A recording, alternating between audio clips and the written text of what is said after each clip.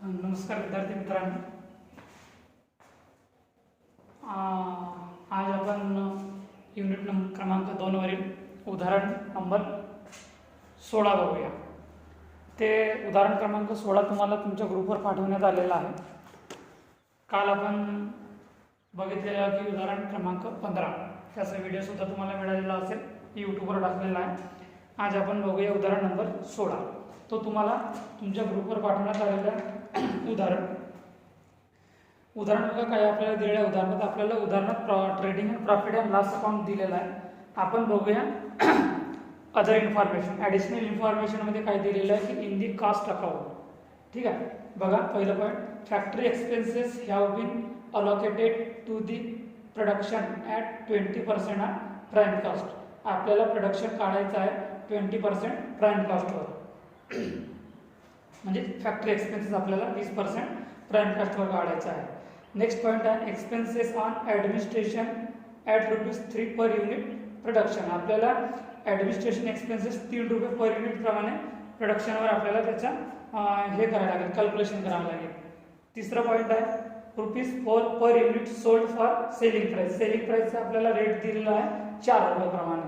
नंतर बघा prepare costing profit and loss account of the company and reconciliation the profits disclosed by the cost account and show by financial account।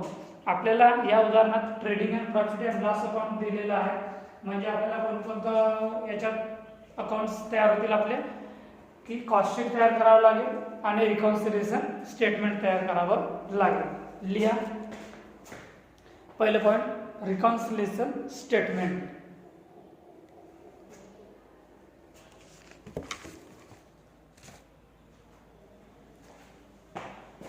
Reconciliation statement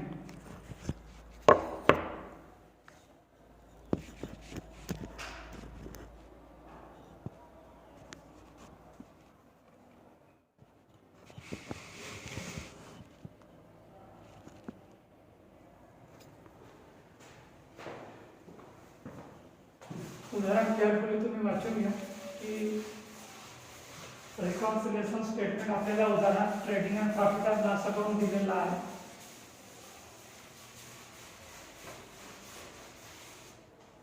तर आपल्याला आधी solve करावं लागेल की statement of cost, statement of cost sheet. ठीक आहे, statement of cost sheet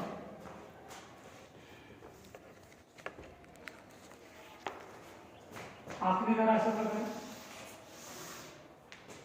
आपल्याला production units दिलेले नसेल तर आपण दोनच कलम तयार करूया, एक कच्च्या रकमेचा कॉलम आणि एक पक्क्या रकमेचा column. Particulars rupees and total rupees. बघा काय आपल्याला काढायचं आहे, मटेरियल दिलेला आहे का, दिलेला आहे। बघा trading and profit and loss account उदाहरण मटेरियल किती दिलेला आहे, 1,37,000, 1,37,000। नंतर बघा factory expenses, wedges expenses, selling, goodwill, preliminary, return of. ठीक आहे, मटेरियल नंतर काय होईल, लेबर। ठीक आहे, पण आपल्याला बघा याच्यात दिलेला आहे दुसऱ्या बाजूला क्रेडिट बाजूला वर्क इन प्रोग्रेस मटेरियल दिलेला आहे, मटेरियल दिलेला आहे, वेजेस दिलेला आहे, अदर एक्सपेन्सेस फॅक्टरीचे दिलेला आहे। तर याच्यामधून less minus closing work in progress WIP material, work in progress material 3,200 minus करा, किती उरतील, 3,200 मायनस केल्यानंतर 1,33,800 ते इथे लिहा, 1,33,800। नंतर प्लस काय दिलेलं आपल्याला, वेजेस दिलेला आहे, वेजेस किती दिलेले आपल्याला वेजेस 75,500, 75,500 चा डबल अंडरलाईन घ्या, 75,500. नंतर आपल्याला वर्क इन प्रोग्रेस मध्ये वेजेस दिलेले आहे, म्हणजे WIP work in progress wedges किती दिलेला आहे 1,800. 1,800 किती उरतील याच्यात बघा, मायनस करा. 75,500 मधून 1,800 मायनस केल्यानंतर किती उरतील आपले 73,700. 73,700 झालं. 73,700. नंतर याच्यात अजून काही दिलेलं आहे आपल्याला बघा, वेजेस झालेला, मटेरियल झालेला, फॅक्टरी बाकी आहे, expenses, administration, selling, preliminary, return of झालेला. ठीक आहे. आता याची टोटल करा. 1,33,800 प्लस 73,700 टोटल किती येईल 2,07,500. 2,07,500 हे काय राहणार तुमचा प्राइम कॉस्ट.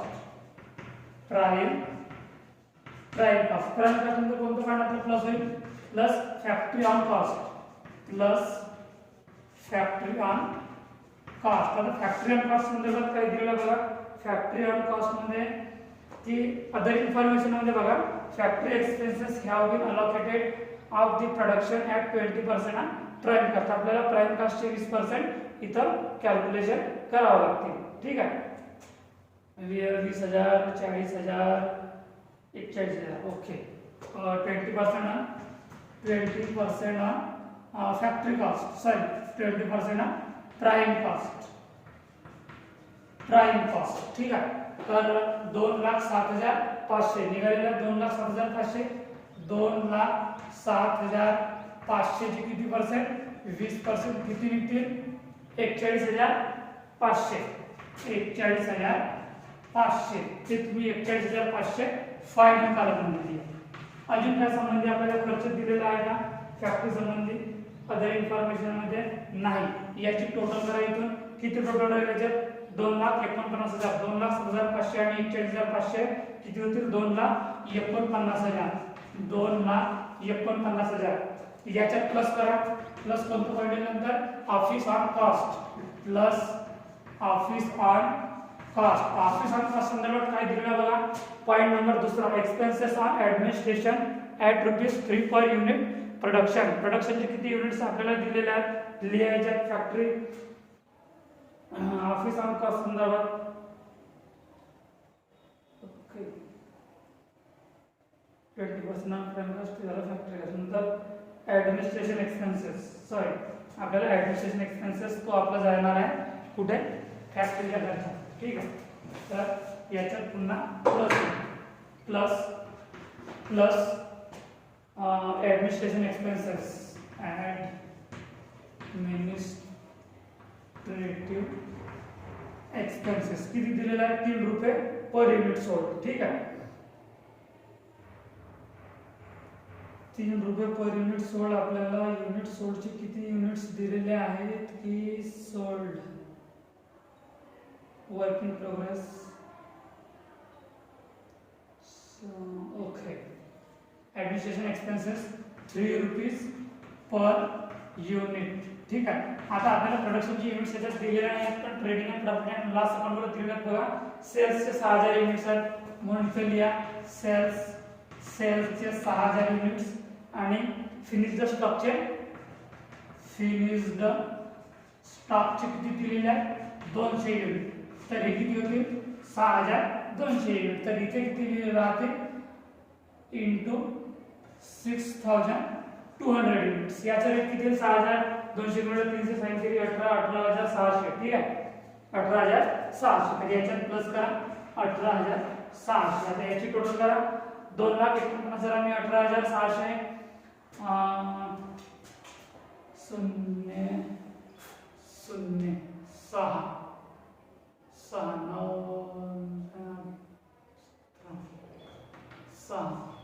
2,67,600. 2,67,600 हा काय राहणार तुमचा cost of production. Cost of production नंतर आपलं कोणतं पॉईंट्स आहे त्याच्यात आपल्याला काय क्लोजिंग वगैरे दिलं आहे का वर्क इन प्रोग्रेस ओपनिंग वगैरे हा दिलेला आहे. फिनिश्ड स्टॉक दिलेला आहे. ठीक आहे. 8,000 रुपये आणि त्याचा आपल्याला रेट सुद्धा दिलेला आहे. म्हणून याच्यात प्लस करा, plus opening stock of work in progress, opening stock of work in progress. Opening stock of work in progress आपल्याला दिलेला आहे का? नाही. तर याच्यात डॅश करा आणि टोटल या खाली 2,67,600. समजलं विद्यार्थी मित्रांनो? इथपर्यंत याची कंटिन्यू स्टेप आपण दुसऱ्या बाजूला शिकूया किंवा इथेच शिकूया. हे आता मी मिटवतो आहे. आपण इथून कंटिन्यू घेऊया की opening stock of work in progress उदाहरणात दिलेलं नाही आहे, पण closing stock of work in progress आपल्याला उदाहरणात दिलेलं आहे. त्याचं कॅल्क्युलेशन आपल्याला इथं करावं लागेल.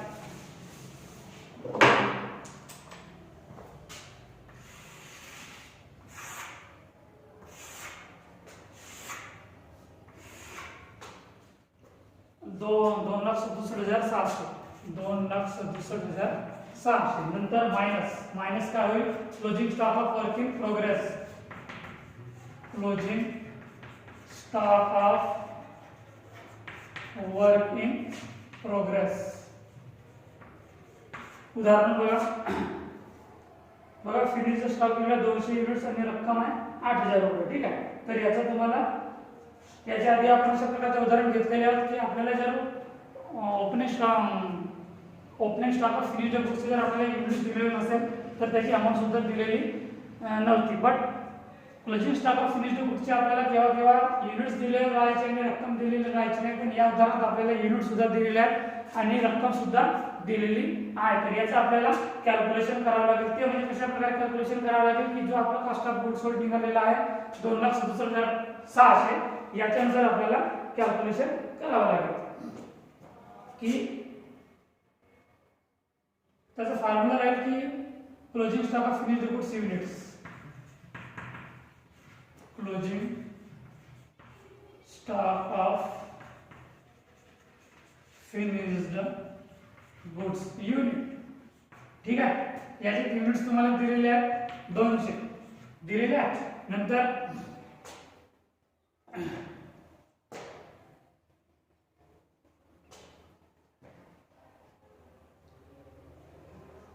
नंतर गुणिला अपॉन टोटल सोड राहणार म्हणजे याचा अर्थ क्लोजिंग स्टॉक ऑफ फिनिश्ड गुड्सचे युनिट 200 दिलेले आहेत, लिहिले आपण 200. ठीक आहे.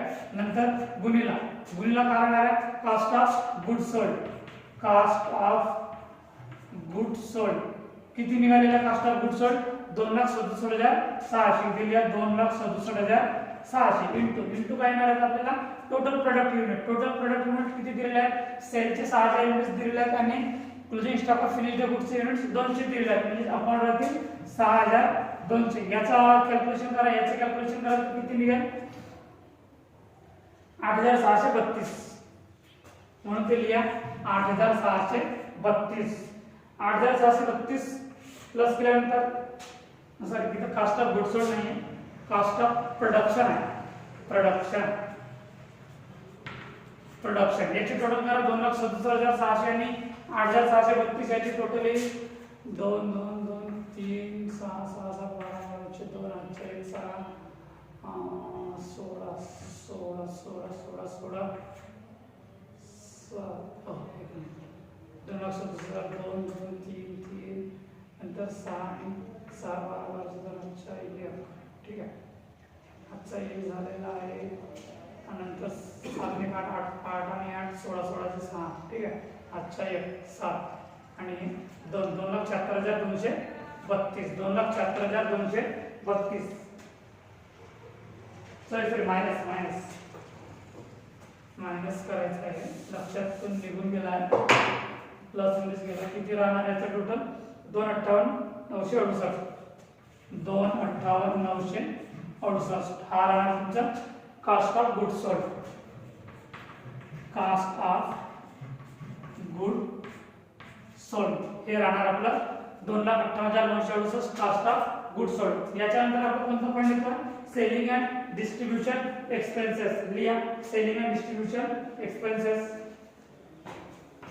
सेलिंग अँड डिस्ट्रीब्यूशन एक्सपेन्सेस काय दिलेलं आहे सेलिंग डिस्ट्रीब्युशन एक्सपेन्सेस संदर्भात की point number 3 ₹4 per unit sold for selling expenses म्हणजे आपल्याला 4 रुपये आपल्याला कशाला घ्यावे लागतील जे सेलिंगचे जो आपल्याला दिलेला आहे ते ठीक आहे. तर इथे लिहा ₹4 पर युनिट इन सोल्ड. सेलचे किती युनिट्स आपल्याला दिलेले आहेत आपल्याला सेल्सचे युनिट्स इथे उपयोगात आणावे लागतील. सेलचे युनिट्स उदाहरण बघा किती दिलेले आहेत sales trading and profit and loss account वर बघा किती दिलेले आहेत तर ठीक आहे 6000 दिलेले आहेत 6000 गुणिला 4 ठीक आहे किती येणार आहे 24 म्हणजे 24000 झालं ते लिहा इथे तुम्ही 24000 24,000 नंतर प्लस करा तुम्ही याची टोटल करा किती येईल 2,58,968 प्लस 24,000 8 नंतर 6 9 नंतर 8 4 12 12 2 8 5 6 6 6 7 8 8 8 2 2,82,968 2,82,968 हे काय राहणार तुमचं टोटल कॉस्ट हे राहणार तुमचं किती टोटल कॉस्ट हे लिहा तुम्ही टोटल कॉस्ट ठीक आहे. टोटल कॉस्ट नंतर आपला कोणता पॉइंट येईल प्रॉफिट आणि प्रॉफिटच्या नंतर शेवटचा पॉइंट होईल सेल्स. आता उदाहरण बघा आपल्याला प्रॉफिट संबंधी काही कॅल्क्युलेशन करायचं आहे की आपल्याला डायरेक्ट सेल्स दिलेला आहे बघा आपल्याला काय सेल्स वगैरे दिलेला आहे का की प्रॉफिटचा रेट सुद्धा दिलेला आहे trading and profit and loss account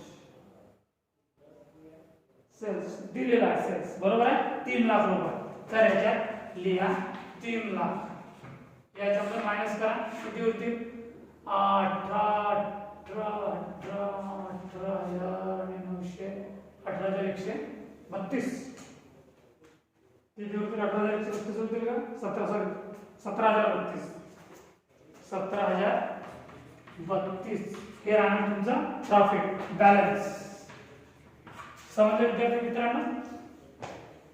आता याच्यानंतर आपण बघूया reconciliation statement.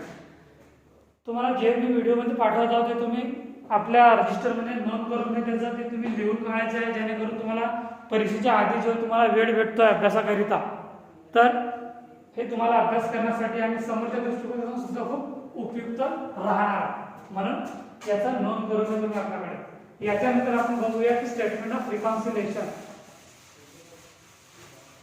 Statement of reconciliation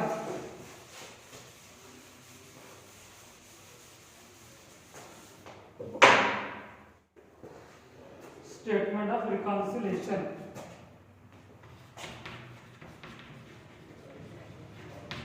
statement of reconciliation आखणी करायची खूप मोठा नाही आहे. पहिलं पॉइंट काढणार आपण profit as per cost account profit as per cost account किती निघाला होता आपला प्रॉफिट 17,032 निघाला होता 17,032 कॉस्ट शीटवर जो आपण प्रॉफिट काढलो शेवटला बॅलन्स तो निघाला आपण 17,032 नंतर प्लस काय होईल की ओव्हर चार्जेस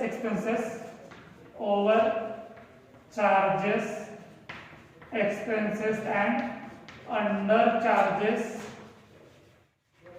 चार्जेस इनकम याच्यात कोणकोणते मुद्दे येतील आपल्याला सेलिंग एक्सपेन्सेस बघा आता ऍक्च्युअल काय दिलेलं आहे सेलिंग एक्सपेन्सेस आपण जो कॉस्टिंगवर कॅल्क्युलेशन केलेले आहोत तो निघाला आपला 24,000 आणि उदाहरण किती दिलेलं आहे सेलिंग एक्सपेन्सेस दिला 22,500 तर याचा आपल्याला डिफरन्स काढावा लागेल 24,000 मायनस 22,500 किती निघेल 23 24 1,500 निघेल 1,500 नंतर सेलिंग एक्सपेन्सेस नंतर फॅक्टरी एक्सपेन्सेस तो किती दिलेला बघा फॅक्टरी एक्सपेन्सेस आपण कॉस्टवर किती काढलेलं फॅक्टरी एक्सपेन्सेस निघालेला 41,500 आणि उदाहरण किती दिलेलं आपल्याला फॅक्टरी एक्सपेन्सेस 41,500 इथे दिलेला आहे आणि फॅक्टरी एक्सपेन्सेस इथे दिलेला आहे. म्हणजे फॅक्टरी एक्सपेन्सेस 41,500 आणि इथे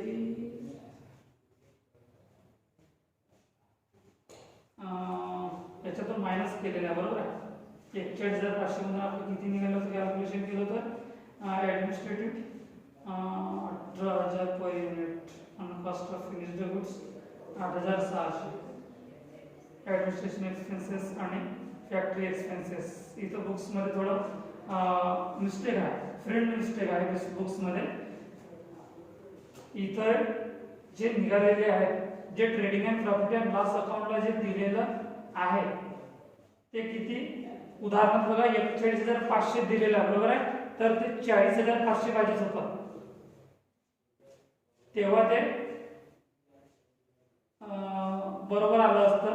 पण त्याच्यासाठी एक सुद्धा मुद्दा त्यांनी दिलेला आहे की जो फॅक्टरी एक्सपेन्सेस दिलेला डिफरन्स, डायरेक्ट डिफरन्स, बरोबर आहे. जो डायरेक्ट डिफरन्स दिलेला आहे बघा trading and profit and loss अकाउंटच्या क्रेडिट बाजूला, अदर एक्सपेन्सेस इन फॅक्टरी, तर तो लिहा तुम्ही. तर हे मायनस होईल कुठून, आपला जो प्राइम हे निघालेला आहे कॅल्क्युलेशन करा. वर्किंग नोट ठीक आहे. वर्किंग नोट फॅक्टरी एक्सपेन्सेस त्याचं 2,28,000 निघालेला आहे, नंतर 13,00,000 झालेला आहे, बरोबर आहे. फॅक्टरी एक्सपेन्सेस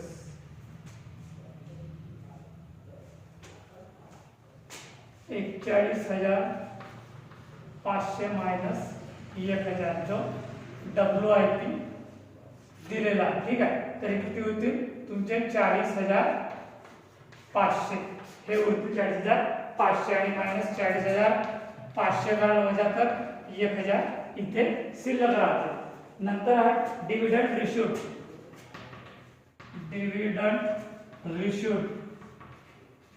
डिव्हिडंड रिशूड किती दिलेला आहे बघा. उदाहरणार्थ डिव्हिडंड रिशूड 900 लिहिलं नसेल, याची टोटल किती येईल बघा.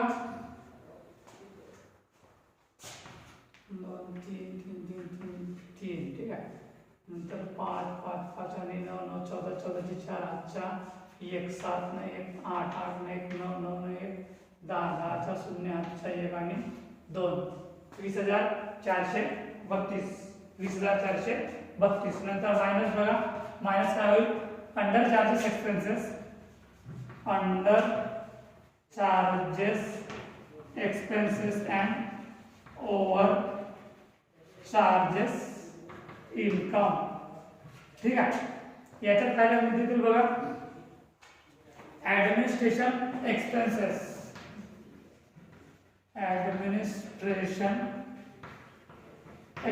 बघा. ऍडमिनिस्ट्रेशन एक्सपेन्सेस आपला कॉस्ट शीटवर किती कॅल्क्युलेशन झालं तर ऍडमिनिस्ट्रेशन एक्सपेन्सेस आपला कॉस्ट शीटवर झालं होतं 18,600 आणि प्रॉफिट अँड लॉस अकाउंटवर किती दिलेला आहे 19,120. तर 19,120 मायनस 18,600 किती उरतील का 18,600. याच्यातून मायनस करा तर 18 18 18 1,400, ठीक आहे. किती उरतील 1,400 आणि ते प्लस 19,500 आणि म्हणजे 520 उरतील. 19,120 मायनस 18,600 म्हणजे किती उरतील 520. नंतर प्रिलिमिनरी एक्सपेन्सेस